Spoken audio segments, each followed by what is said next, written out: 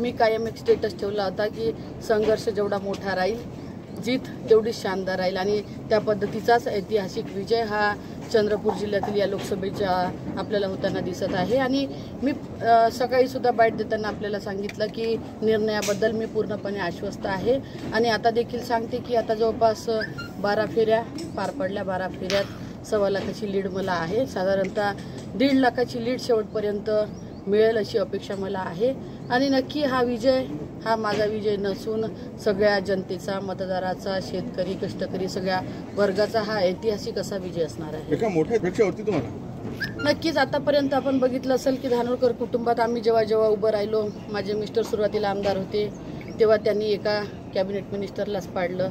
मी आमदार होती, ते कॅबिनेट मिनिस्टर होते। नंतर हंसराज भैया होते, ते कॅबिनेट मिनिस्टर असताना मागच्या वेळी 2019 मध्ये आम्ही खासदारकीची निवडणूक लढवली आणि आता देखील मला 100% माहीत होतं की सुधीर भाऊ कॅबिनेट मिनिस्टर आहे आणि हा धानोरकर कुटुंबाचा आगळावेगळा इतिहास आहे की नेहमी मंत्र्यांना पराभूत करण्याचं काम या परिवाराकडून होतं। बाळूभाऊंना काय वाटतं तुम्हाला?